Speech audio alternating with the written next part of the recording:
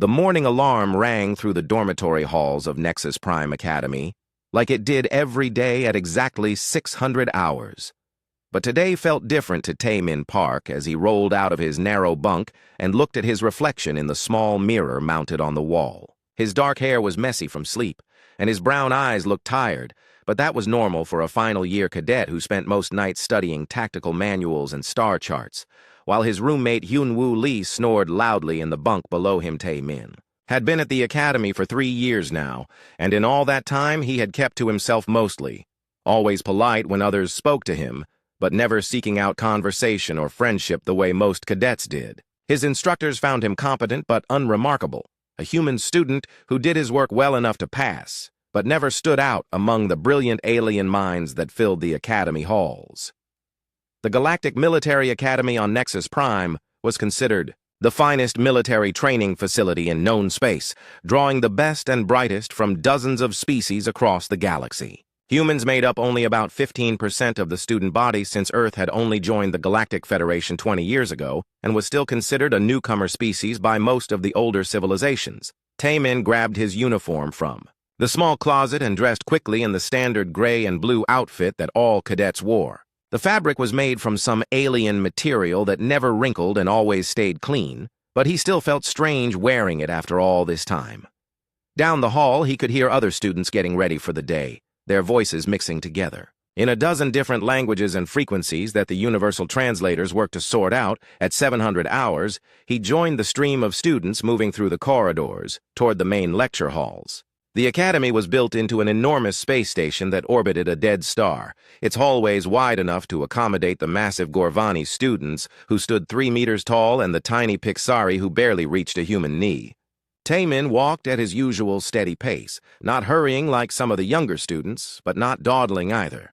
The War History lecture was held in Amphitheater 7, a circular room with seats arranged in descending rings around a central projection area. Taemin found his usual spot in the middle section, not too close to the front where the eager students sat, but not in the back where the troublemakers gathered. He nodded politely to Ji-Hai Kim, who sat nearby, a Centaurian exchange student whose blue-tinged skin and silver hair marked her as one of the few non-Federation species at the academy. Commander Rixtal entered the amphitheater precisely at 800 hours, as he always did.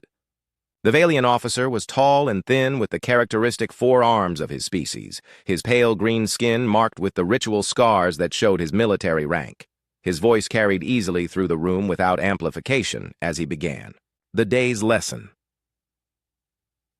Today, we examine one of the most significant conflicts of recent years, Commander Rixtal announced as the lights dimmed and the central projector came to life.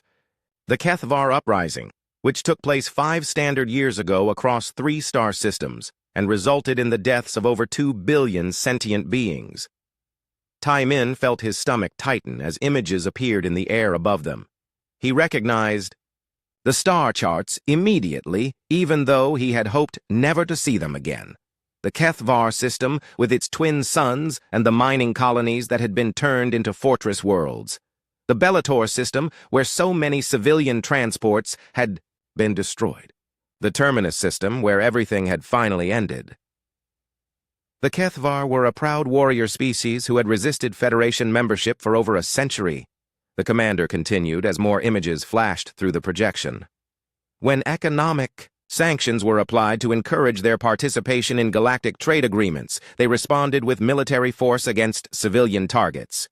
The other students watched with the detached interest of people studying ancient history, taking notes on their personal devices and occasionally whispering questions to each other. Taemin sat perfectly still, his hands folded in his lap, trying not to react as scenes he remembered all too well played out above him. The uprising began with coordinated attacks on Federation shipping lanes and mining operations, Commander Rixtal explained as footage showed burning space stations and debris fields where passenger ships had been destroyed. The Kethvar military doctrine emphasized overwhelming force against soft targets to break enemy morale. So-Young Choi, who sat 2 rows ahead of Taemin, raised her hand. She was the top-ranked human cadet in their class and never missed an opportunity to demonstrate her knowledge. Commander, why was the Federation response so ineffective in the early stages of the conflict? An excellent question, Cadet Choi. the Valian replied. Federation military doctrine was designed for defensive operations and peacekeeping missions. We were unprepared for an enemy that deliberately targeted civilians and used their own population as shields. The projection shifted to show battle damage on various worlds. Tae-min recognized every crater and burned building, even though the footage had been taken from orbit. He had walked through those ruins, had seen the bodies that the cameras did not show, had smelled the smoke that still rose from collapsed structures days after the attacks. The turning point came when a new tactical commander appeared among the human resistance forces, Commander Rixtal said, as the projection changed again.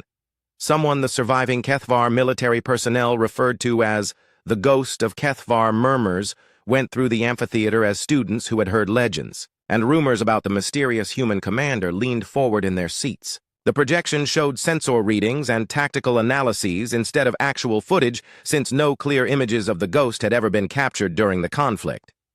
The ghost's first recorded action was the destruction of the Kethvar Forward base on Bellator 3. The commander explained as diagrams showed the tactical situation. A heavily fortified position that had resisted Federation forces for 6 months was eliminated in a single night operation that left no survivors. Tae-min closed his eyes briefly as he remembered that night. The cold air of Bellator 3 as he crawled through the maintenance tunnels beneath the base, the weight of the explosives he had carried, the sound the base made when it collapsed, the silence afterward. Over the following 18 months, the Ghost conducted increasingly sophisticated operations against Kethvar military targets, Commander Rixtal continued. Supply convoys disappeared without a trace. Communication centers went dark. Entire fleets found themselves outmaneuvered by what appeared to be a single human operating with minimal resources. The projection showed star charts with red marks, indicating successful strikes against Kethvar positions. There were dozens of them spread across all 3 systems, each one representing weeks of planning and preparation that Tae-min remembered in perfect detail. The long hours studying patrol patterns, the careful recruitment of other survivors, the constant fear of discovery. The psychological impact on Kethvar forces was enormous, the commander said. They began to fear that humans could appear anywhere at any time. Their military discipline broke down as commanders became afraid to leave fortified positions. Hyun-woo Lee, who had entered the academy the same year as Tae-min, whispered to his neighbor loud enough for several people to hear. I heard the ghost was actually a whole team of human special forces pretending to be one person. No, said another student, a young Altarian whose translator made his voice sound mechanical. My cousin served in the relief fleet, and he said it really was just one human who had gone completely insane from losing his family. Tae-min kept his expression neutral, even though both guesses were wrong. The truth was much simpler and much more complicated than either version. He had not been special forces, and he had not been insane, at least not at first. He had just been a 17-year-old boy with nothing left to lose and too much anger to contain. The final phase of the uprising began when Kethvar leadership decided to eliminate the ghost by destroying all human settlements in the 3 systems, Commander Rixtal said as the projection showed massive fleet movements. They assembled the largest military force in their history and began systematic bombardment of any world where humans might be hiding. The images that followed made several students gasp. Entire cities burning from orbital strikes, refugee ships trying to escape through asteroid fields, children crying in evacuation centers that would be destroyed before help could arrive. Tae-min had seen it all firsthand and had known that only the most desperate action could stop it. The ghost's response was immediate and devastating, the commander continued as new footage appeared. In a coordinated strike that military analysts still study today, Kethvar fleet positions throughout all 3 systems came under simultaneous attack. The projection showed the aftermath of that terrible day. Kethvar warships drifting dead in space, their main fleet base reduced to debris. Supply depots erupting in chain reactions that lit up entire sectors. It had taken Tae-min 2 years to set up all the pieces for that one day of destruction. When the smoke cleared, the Kethvar military had lost 70% of their fleet strength and their ability to project force beyond their home system. The words hung in the air like a bomb waiting to explode, and for a moment nobody seemed to process what Tae-min had actually said. Ji-hye Kim blinked her large silver eyes and tilted her head in the way Centaurians did when they were confused about something they had heard. The student next to her, a green-scaled Reptani named Vorth, continued writing notes as if nothing unusual had happened at all.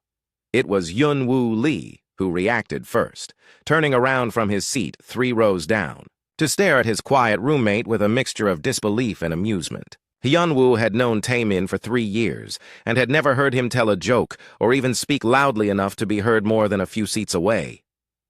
"What did you say?" Hyun-woo whispered back, his voice carrying just far enough to catch the attention of So-young Choi, who was now looking over her shoulder with a skeptical expression on her face. Tae-min realized his mistake immediately and felt his heart rate increase as more students began to notice the quiet conversation happening in the middle section of the amphitheater. Commander Rixtal was still speaking about the political aftermath of the Kethvar uprising, but his 4 eyes occasionally flicked toward the area where the whispers were growing louder. "Nothing," Tae-min said, trying to shrink back into his seat. "I did not say anything important, but Ji-hye Kim had excellent hearing even by Centaurian standards, and she leaned closer to him with curiosity written across her blue-tinged features. "You said you were there during the uprising. Do you mean your family was in one of the refugee camps?" Several more students turned to listen now, including a massive Gorvani whose bulk made his seat creak ominously as he shifted to get a better view of the conversation. Tae-min felt trapped between his natural instinct to avoid attention and the growing realization that his casual comment had created exactly the kind of situation he had spent 3 years trying to avoid.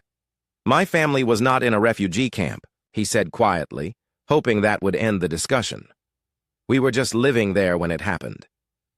So-young Choi had now turned completely around in her seat and was studying Tae-min with the same intensity she brought to tactical problems during their strategy classes. As the top human cadet, she had made it her business to know everything about every other human at the academy, and she was certain that Tae-min's file contained no mention of him being anywhere near the Kethvar systems during the uprising. "Which system were you in?" she asked in a voice that carried clearly enough for students several rows away to hear. "I thought all the civilian records from that period were classified." Tae-min felt sweat forming on his forehead despite the climate control system that kept the amphitheater at a comfortable temperature. He had not talked about the war with anyone since arriving at the academy and had hoped he would never have to. The memories were still too fresh, too painful, too complicated to explain to people who thought of the ghost of Kethvar as some kind of heroic legend Bellator system, he said, after a long pause, deciding that at least part of the truth might satisfy their curiosity. "We lived on one of the mining stations before the attack started." The answer had the opposite effect of what he had hoped. Instead of losing interest, more students began turning toward him as word spread through the amphitheater that someone had actually been present during the famous conflict they were studying. Even some of the alien students who normally paid little attention to human conversations were now listening with obvious interest. Hyun-woo had moved to sit directly behind Tae-min now, his voice full of excitement at discovering this unexpected connection to galactic history. "You actually saw the ghost in action. That is incredible. What was he like? Did you ever talk to him?" "I did not see very much," Tae-min said, trying to end the conversation before it went too far. "Most of the time we were hiding in shelters or trying to find safe passage to other systems." But Ji-hye Kim was not satisfied with such a vague answer, and her questions became more specific as her academic training took over. "The footage showed extensive damage to civilian infrastructure in the Bellator system. How did you survive when so many others were killed?" "We moved around a lot," Tae-min replied, each word carefully chosen to reveal as little as possible. "The Ghost's operations kept the Kethvar military busy, so there were opportunities to avoid the worst fighting." So-young Choi leaned forward in her seat, her dark eyes narrowing as she processed what she was hearing. Something about Tae-min's answers bothered her, but she could not quite identify what it was. He spoke about the events with the detached tone of someone reciting facts, rather than the emotional intensity she would expect from someone who had lived through such trauma. "You speak about it like you were watching from outside," she said. Most war survivors I have met become very emotional when they describe their experiences. The comment hit closer to home than Tae-min wanted to admit. He had learned to disconnect his emotions from his memories as a survival mechanism during the war, and breaking that habit had proven impossible even after 3 years of safety at the academy. But explaining that would require revealing far more than he was prepared to share. People react to trauma in different ways, he said, falling back on something he had read in a psychology textbook. Some get emotional and some get quiet. By now, their conversation had attracted the attention of Commander Rixtal, who had finished his lecture and was noticing the cluster of students still talking animatedly instead of preparing to leave for their next class. The Valiant officer's forearms moved in the gesture that indicated mild irritation as he approached their section of the amphitheater. "Is there something about today's lesson that requires additional discussion?"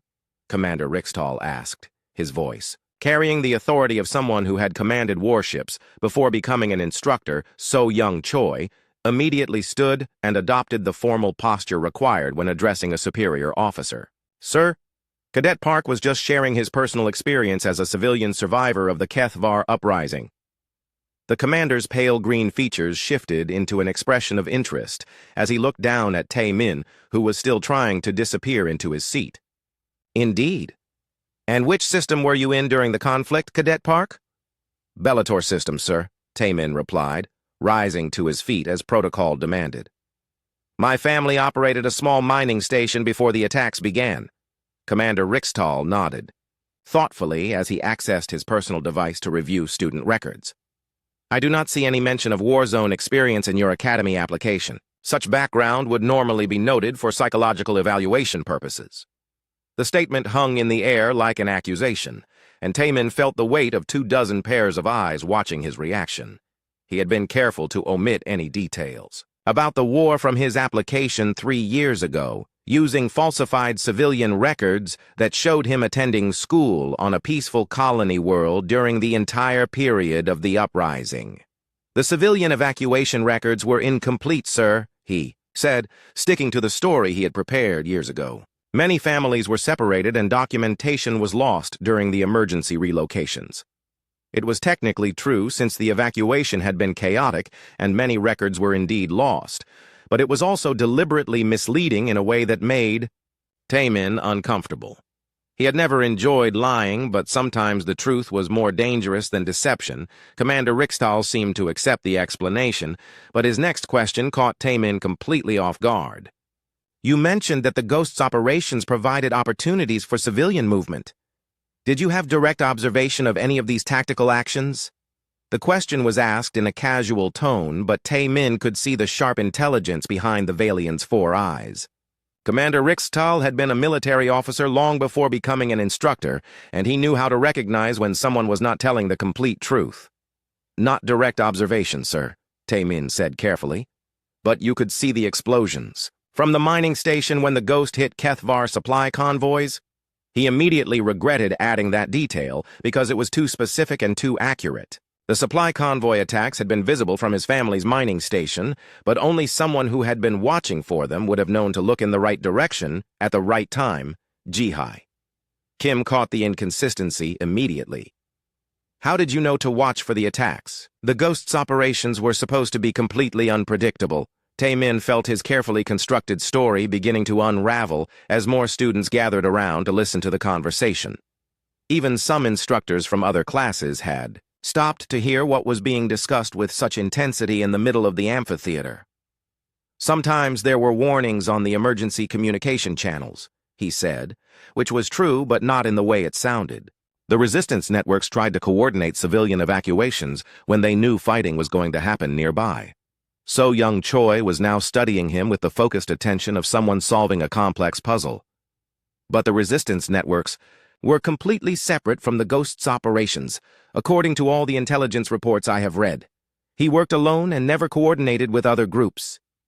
The statement was accurate, and Tae-min realized he had made another mistake by implying a connection that should not have existed. The amphitheater fell silent as Professor Naltek approached their group, his 4 legs carrying his massive frame with the measured gait of someone who had learned patience through decades of military service. Tai Min felt his breathing become shallow as he looked up at the gray-furred face of the Kethvar officer, seeing the same intelligent eyes that had stared back at him from intelligence photos during the war. Professor Nalthek had been one of the primary targets on Tai Min's elimination list. A brilliant tactical mind who had coordinated Kethvar defensive operations across 2 entire star systems. Only a last-minute change in the professor's deployment had prevented Tai Min from attempting an assassination that would have required him to infiltrate a heavily fortified command bunker. "Forgive my intrusion," Professor Nalthek said in his deep voice, the universal translator rendering his words in perfect standard Galactic.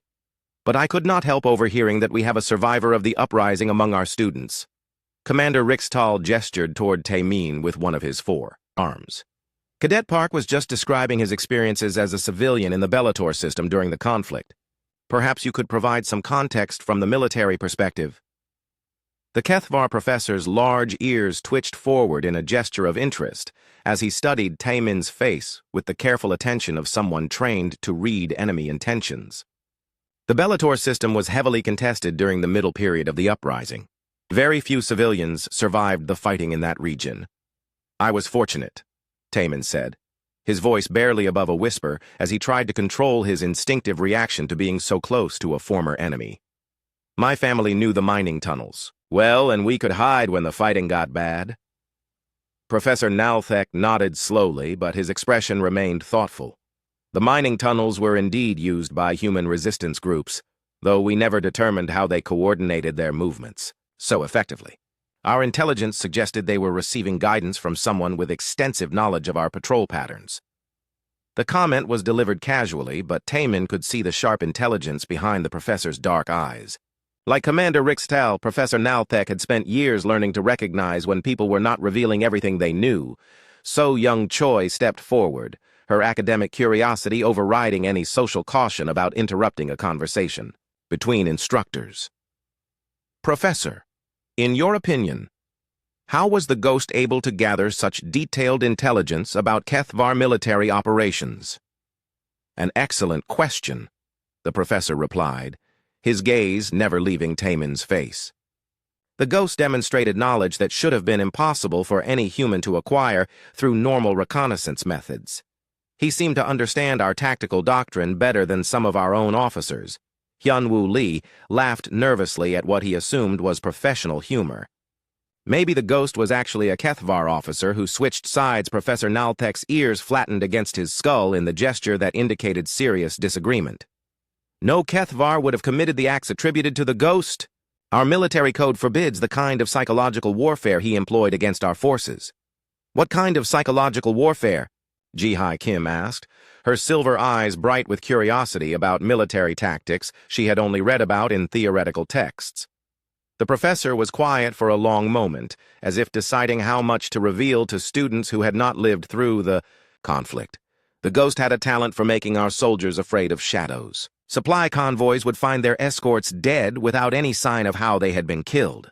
Communication posts would go silent in the middle of transmissions. Entire patrol units would simply vanish." Tai Min remembered every operation the professor was describing, could recall the careful planning and execution that had made each attack seem like supernatural intervention rather than tactical precision. The fear had been a deliberate strategy, designed to make Kethvar forces reluctant to leave their fortified positions. But the most disturbing aspect, Professor Nalthek continued, was how the Ghost seemed to anticipate our responses to his attacks. We would reinforce a position he had targeted only to discover that the real attack was happening somewhere completely different. "How is that possible?" So Young Choi asked. "Even the most sophisticated intelligence networks cannot predict enemy reactions with that level of accuracy." The professor's gaze remained fixed on Tai Min as he answered. "It is only possible if someone understands your decision-making process so completely that they can predict your choices before you make them. The Ghost thought like a Kethvar commander." The comment sent a chill through Tai Min as he realized how close the professor was coming to the truth. During the war, he had spent months studying captured Kethvar tactical manuals and interrogating prisoners to understand how their military hierarchy made decisions. By the end, he had indeed been able to think like his enemies. "That seems like it would require years of study," Commander Rickstall observed. How could a human resistance fighter acquire such knowledge during an active conflict? Professor Nalthek turned to face the Valian officer, his ears moving in a gesture of uncertainty. That is the question that has troubled me for 5 years. Either the ghost was someone with formal military training who had studied our tactics for decades, or he was someone with an extraordinary gift for understanding his enemies. Maybe he captured a lot of prisoners, Hyun Woo suggested. You could learn about enemy tactics by questioning their soldiers. We considered that possibility, the professor replied. But our missing personnel were never recovered, and interrogation alone cannot provide the kind of intuitive understanding the ghost demonstrated. Taemin felt the conversation spiraling beyond his ability to control as the questions became more specific and more dangerous. He had hoped that his casual comment would be forgotten within minutes, but instead it had triggered exactly the kind of detailed analysis he had spent 3 years avoiding. Perhaps we should continue this discussion in a more formal setting, Commander Rickstall suggested. Cadet Park's experiences could provide valuable insights for our military history curriculum. The suggestion made Taemin's stomach clench with anxiety as he imagined sitting in a conference room answering detailed questions from military professionals who specialized in analyzing combat operations. There would be no way to maintain his carefully constructed fiction under that kind of scrutiny. I really do not remember very much, he said desperately. Most of the time I was just hiding and trying not to get killed. Professor Nalthek's ears twitched forward again as he caught something in Taemin's tone that the others had missed. You speak of hiding, but earlier you mentioned watching the ghost's attacks on supply convoys. Those two activities seem contradictory. The observation was delivered quietly, but it hit Taemin like a physical blow as he realized how thoroughly his story had unraveled. A civilian focused on hiding would not have been in a position to observe military operations, and someone watching attacks would not have been safely hidden. Sometimes we had to move between hiding places, he said weakly. You would see things while you were traveling. So Young Choi frowned as she processed this new information. But the supply convoy routes were heavily patrolled. How could civilians travel through those areas safely? The ghost's attacks created confusion, Taemin replied, falling back on the only explanation that made sense. While the Kethvar were responding to one incident, other areas would be temporarily unguarded. It was a reasonable answer, but Professor Nalthek was now studying him with the intensity of someone who had recognized a familiar pattern. You seem to understand the ghost's tactical approach very well for someone who was just trying to survive.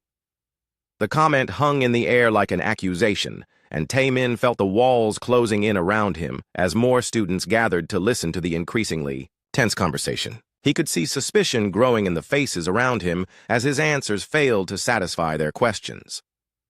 I had a lot of time to think about what was happening, he said. When you are hiding for months, you start to notice patterns in the fighting, Commander. Rickstall exchanged a meaningful glance with Professor Nalthek as both officers recognized the signs of someone who was not revealing the complete truth. Their years of military experience had taught them to identify the subtle inconsistencies that indicated hidden information. Cadet Park, the Valian officer said formally. I am going to ask you a direct question, and I expect a complete answer. What exactly was your role during the Kethvar uprising? The question was delivered with the authority of a superior officer demanding honesty from a subordinate, and Taemin felt his carefully maintained composure beginning to crack under the pressure. He had known this moment would come eventually, but he had hoped to have more time to prepare for it. I was just a civilian, he repeated, but his voice lacked conviction, and everyone in the amphitheater could hear the uncertainty in his words, Professor. Nalthek took a step closer, his massive frame now looming over Taemin as he asked the question that would change everything. What was your family's mining station designated as in the Bellator system registry? The silence in the amphitheater stretched for what felt like hours, but was probably only seconds, as every person present processed what Professor Nalthek had just said. Taemin stood frozen in place, his face pale and his hands trembling slightly, as the weight of 3 years of secrecy crashed down around him. Hyun Woo was the first to react, his voice breaking the silence with a sound that was half laugh and half gasp of disbelief. That is impossible. Taemin is just a regular student. He has never even raised his voice in class. But So Young Choi was staring at Tae-min with new understanding, her analytical mind already connecting details she had never questioned before. The way he moved through combat simulations with fluid, precision that seemed natural rather than learned, his uncanny ability to predict enemy actions during tactical exercises, the fact that he never talked about his past or formed close friendships with other students. "It makes sense," she said slowly, her voice filled with awe and something that might have been fear. "I always wondered why someone with your test scores stayed in the middle of the class rankings. You were holding back deliberately." Commander Rikstal had recovered from his initial shock and was now studying Tae-min with the professional interest of someone evaluating a tactical weapon. "If this is true, then we have been training the most dangerous human in the galaxy without knowing it." Professor Naltek had not moved since making his accusation, his dark eyes fixed on Tae-min's face as if he was seeing a ghost from his nightmares. "I should have recognized you sooner. The way you analyze tactical problems in class, your instinctive understanding of Kethvar military doctrine. But you were just a child during the war." "I was 17 when it started," Tae-min said quietly, his voice barely audible in the hushed amphitheater. 18 when I learned to kill. 20 when it ended." The simple statement carried more weight than any dramatic declaration could have managed. Here was the legendary Ghost of Kethvar, the figure who had terrorized Kethvar forces across 3 star systems, admitting that he had been little more than a teenager when he conducted his campaign of surgical violence, Jihai. Kim had tears forming in her silver eyes as she processed the implications of what she was hearing. "You were just a boy. How could anyone survive what you went through?" "I did not survive," Tae-min replied, his words cutting through the amphitheater like a blade. "The person I was before died with everyone else on Haven Station. What survived was something else." By now, word of the confrontation had spread through the Academy's communication networks, and students were streaming into the amphitheater to witness the impossible scene of their quiet classmate being revealed as a galactic legend. Faculty members followed close behind, their faces showing mixtures of excitement and concern. Dr. Yoon Ji-yoon arrived with the crowd of newcomers, her professional instincts as a psychologist immediately recognizing the signs of someone experiencing severe emotional distress. She pushed through the gathering students to reach Tae-min's side, her voice gentle but firm. "Everyone needs to step back and give him some space," she said, using the tone of authority that came from years of dealing with traumatized soldiers. "This is not a spectacle for your entertainment." But Tae-min seemed unaware of the crowd gathering around him as memories he had spent 3 years suppressing began forcing their way to the surface. They came in the middle of the night shift when most people were sleeping. 4 Kethvar destroyers against a mining station with no weapons. His voice was flat and emotionless as he described events that had shaped the rest of his life. "My parents were in the command center trying to send a distress signal when the first torpedo hit. I was in the lower levels checking mineral extractors when the explosions started." Professor Naltek listened with the fascination of someone finally learning the details of events he had only known from official reports. The attack on Haven Station was meant to be a demonstration to other human settlements. We wanted to show that resistance would be met with overwhelming force. "It worked," Tae-min said, finally looking directly at the Kethvar professor. "I learned that there was no point in asking for mercy from people who killed families in their sleep." The comment carried an edge of old anger that made several students step backward, suddenly aware that they were in the presence of someone who had killed hundreds of enemy soldiers with his bare hands. This was not the quiet classmate they thought they knew. Captain Dong-hyun Kang chose that moment to arrive in the amphitheater, his crisp uniform and command presence immediately changing the dynamic of the situation. The human officer had been alerted by the Academy's monitoring systems when unusual emotional stress readings were detected from student biosensors. "What exactly is happening here?" Captain Kang demanded, his voice carrying the authority of someone accustomed to taking control of chaotic situations. Commander Rikstal stepped forward to provide a briefing. "Sir, we have confirmed the identity of Cadet Park as the individual known during the Kethvar uprising as the Ghost of Kethvar." The captain's expression shifted from administrative annoyance to professional alertness as he processed this information. "That is a very serious claim, Commander. What evidence supports this identification?" His knowledge of classified tactical details and Professor Naltek's recognition of behavioral patterns, the Valian officer replied. Plus, his own admission of involvement in the conflict, Captain Kang turned his attention to Tae-min, studying the young man who had somehow managed to hide one of the most significant military careers in recent history. "Cadet Park, are you claiming to be the ghost of Kethvar?" "I am not claiming anything," Tae-min said, his voice growing stronger as he faced the direct question. "I am the ghost of Kethvar. I planned and executed every operation attributed to that identity over 18 months of fighting." The admission sent murmurs through the crowd of students and faculty who had gathered to witness this unprecedented revelation. Here was living proof that humans could become something far more dangerous than their peaceful appearance suggested when pushed beyond their limits. "The psychological profile analysis will need to be extensive," Dr. Yoon said, her professional concern evident in her voice. "Someone who conducted that kind of campaign would have experienced trauma that requires specialized treatment." Tae-min turned to look at her with eyes that seemed far older than his 23 years. "I have been receiving treatment, Doctor. 3 years of pretending to be a normal student while trying to forget what I did to win a war." "But you did win," Hyun-woo said, his voice filled with admiration, despite his shock at learning his roommate's true identity. "You saved millions of lives by stopping the Kethvar from destroying more civilian targets." "I saved lives by becoming a monster," Tae-min replied. "Every night for 2 years, I went out and killed people who had families and dreams and hopes for the future. The fact that they were trying to kill me first does not change what I became." Professor Naltek nodded slowly as he recognized the psychological burden that had driven the ghost to disappear after the war ended. "We wondered why you vanished, instead of claiming credit for your victories. Now I understand that you were trying to find your way back to being human." "I am still trying," Tae-min said. "Coming here was supposed to help me learn how to be something other than a weapon. But I think I have been fooling myself about what is possible." Captain Kang had been listening to the conversation while accessing classified files on his personal device, confirming details that only someone with the highest security clearance could verify. "Cadet Park, I need you to understand that your identity will have to be reported to Galactic Command immediately." "I know," Tae-min said simply. "I have been expecting this day for 3 years. They will want to offer you rank and command," the captain continued.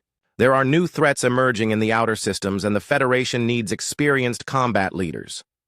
The suggestion made Tae-min laugh, but there was no humor in the sound. "They want their ghost back, someone they can point at their enemies and watch them disappear." So Young Choi stepped forward, her voice uncertain but determined. "You could refuse their offer. They cannot force you to return to military service, can they not?" Tae-min asked, meeting her eyes with a look that contained depths of experience she could not imagine. "What do you think happens to weapons that refuse to be used when their owners need them?" The question hung in the air as everyone present realized the impossible position that Tae-min found himself in. He was too dangerous to be allowed to remain a civilian, and too valuable to be ignored. When new conflicts arose, Dr. Yoon moved closer to him, her voice gentle but concerned. "Whatever you decide, you do not have to face it alone. There are people here who want to help you." "Help me do what?" he asked. "Learn to be normal when I have killed more people than most armies. Learn to make friends when my hands are covered in blood that will never wash off." "Learn to be human again?" she said, simply. "Because despite everything you have done, and everything that was done to you, that is still what you are underneath all the trauma and guilt." Tae-min was quiet for a long moment as he looked around the amphitheater at the faces of his classmates and instructors. Some showed fear, others showed admiration, but many showed something more important.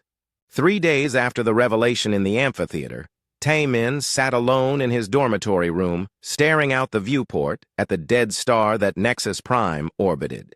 The Academy had been buzzing with excitement and speculation since word spread that the legendary ghost of Kethvar was among their student body, but Tae-min had been excused from classes while the administration decided how to handle the situation. Hyun-woo had moved to temporary quarters at his own request. not out of fear, but because he realized his roommate needed space to process what was coming next. The gesture had meant more to Tae Min than any words could have expressed, showing him that some friendships could survive even the most shocking revelations. A soft chime indicated someone was requesting entry to his room, and Tae Min recognized the voice of Captain Kang when he asked for permission to enter. The Academy Commandant was not alone, however, as Admiral Sujin-Oh followed him into the small space with the confident bearing of someone accustomed to command at the highest levels, Cadet Park. Admiral Oh said, without preamble, "I have come to make you an offer on behalf of Galactic Command." Tae Min stood and adopted the formal posture required when addressing a superior officer, though part of him wondered if military protocol still applied to someone whose true identity made him arguably more experienced than most of the officers in the galaxy, ma'am, he replied simply, waiting to hear what he already knew was coming. Admiral Oh studied him with the careful attention of someone evaluating a strategic asset. The Federation is facing new threats from the Void Seekers in the Outer Rim territories. Their technology is unlike anything we have encountered before, and conventional military doctrine has proven ineffective against their tactics. You want me to become the Ghost again, Tae Min said, cutting straight to the heart of the matter. You want me to do to the Void Seekers what I did to the Kethvar. We want to offer you the rank of Admiral and command of a Special Operations Task Force, she replied. You would have complete tactical autonomy and resources that most commanders can only dream of. The offer was exactly what Tae Min had expected, and exactly what he had spent 3 years dreading. He could see the appeal from a strategic perspective, since his methods had proven devastatingly effective against seemingly impossible odds. But he could also see the cost that such a return would exact from what remained of his humanity, and, "If I refuse?" he asked. Though he suspected he already knew the answer, Captain Kang stepped forward, his expression showing the discomfort of someone delivering unwelcome news. Your identity is now classified at the highest levels, but it cannot remain secret forever. There are people who would pay enormous sums to eliminate the ghost of Kethvar before he could threaten them. So my choices are to become your weapon, or to spend the rest of my life looking over my shoulder for assassins, Tae Min said. Not much of a choice at all. Admiral Oh's expression softened slightly as she recognized the impossible position they were placing him in. There is a third option, though it comes with its own risks and responsibilities. Before she could explain further, another chime announced the arrival of additional visitors. Dr. Yoon entered with Professor Nalthek and Commander Rixtal, their faces showing a mixture of determination and concern that suggested they had been planning this intervention. With respect, Admiral, Dr. Yoon said, Cadet Park has other options that do not require him to return to active combat operations. Professor Nalthek stepped forward, his large frame filling much of the small room as he addressed Tae Min directly. I have spent the last 3 days reviewing your academic performance, and I believe you have a gift for teaching that could be far more valuable than your combat abilities. The suggestion caught Tae Min by surprise, since he had never considered himself particularly suited for instruction. I am not sure I understand what you are proposing. Commander Rixtal produced a datapad containing what appeared to be an official document. The Academy has been authorized to offer you a position as an instructor specializing in asymmetric warfare and psychological operations. You would have the rank of Lieutenant Colonel and full authority to design curriculum based on your operational experience, Dr. Yoon added. Your identity would remain classified, but your knowledge could be used to train the next generation of military officers. Admiral Oh frowned as she realized her carefully planned recruitment was being undermined by an alternative offer. Teaching is a noble profession, but it does not address the immediate tactical situation we are facing in the Outer Rim. No, Tae Min said quietly, but it might prevent future wars from requiring someone like me. The statement carried a weight that silenced the room as everyone present considered what he had said. The ghost of Kethvar had been necessary because conventional military training had failed to prepare Federation forces for the kind of conflict they faced. Better training might prevent future genocides. The Void Seekers will not wait for you to train a new generation of officers, Admiral Oh pointed out. People are dying right now while we debate long-term solutions. Tae Min walked to the viewport and stared out at the swirling gases around the dead star, his reflection showing a face that looked far older than his 23 years. People died during the Kethvar uprising too, while I learned how to become the kind of person who could stop them. But you did stop them, Captain Kang said. Your actions saved billions of lives. My actions also cost me everything that made me human, Taemin replied without turning away from the viewport. I became something that could win wars but could not remember how to laugh or trust or love, Doctor. Yoon moved to stand beside him, her voice gentle but firm. Those things can be learned again if you give yourself the chance, but not if you return to being a weapon. Taemin was quiet for a long moment as he considered the choices before him. He could become the ghost again and likely achieve tactical victory against the Void Seekers, but at the cost of any hope of reclaiming his humanity.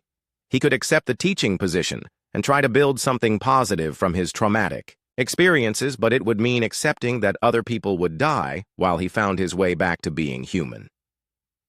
There is something else you should consider, Professor Nalthek said, his deep voice carrying the wisdom of someone who had lived through war and found peace afterward.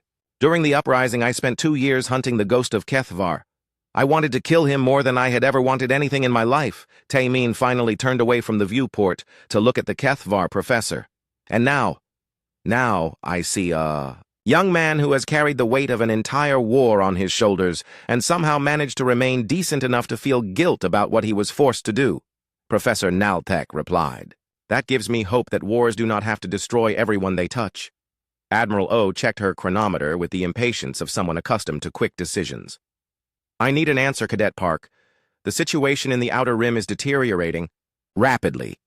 Then send conventional forces and accept that some battles cannot be won without becoming something worse than your enemies, Taemin said, or find another way to fight that does not require creating monsters. The Admiral's expression hardened as she realized her recruitment effort had failed. You have been given an opportunity to serve your species at the highest levels. Refusing that call to duty shows a disturbing lack of dedication to the greater good. I have already served my species, Taemin replied, his voice carrying an edge that reminded everyone present of exactly who they were talking to. I gave up my childhood, my innocence, and my peace of mind to win a war that no one else could win. Do not lecture me about duty. Dr. Yoon stepped between them before the confrontation could escalate further. Admiral, with respect, this young man has already sacrificed more than should be asked of anyone. Perhaps it is time to let him choose his own path forward. Admiral O studied the faces in the room and realized that she was facing unified opposition to her recruitment effort. Very well. The offer will remain open if you change your mind, but Galactic Command will not wait indefinitely. After she left, the room felt noticeably more peaceful as the pressure of immediate decision-making lifted. Taemin sat down on his narrow bunk and looked at the people who had stood up for his right to choose his own future. Why did you all do that? He asked. It would have been easier to let me go back to being the ghost. Commander Rixtal answered first, his forearms moving in a gesture of certainty. Because the galaxy needs teachers more than it needs weapons. We have plenty of people who know how to destroy things. And because, Professor Nalthek added, I have seen what war does to the people who fight it. You deserve the chance to heal and to help others avoid the same trauma, Dr. Yoon sat down beside him on the bunk, her presence comforting in the way that only trained healers could manage. You get to decide who you want to be now that the war is over. That choice belongs to you and no one else. Taemin was quiet for several minutes as he processed everything that had happened. Finally, he looked up at his unexpected allies with something that might have been the beginning of hope. I want to try teaching, he said. I want to see if I can help other people learn how to win wars without losing themselves in the process. 6 months later, Taemin stood in front of his first class of advanced tactical,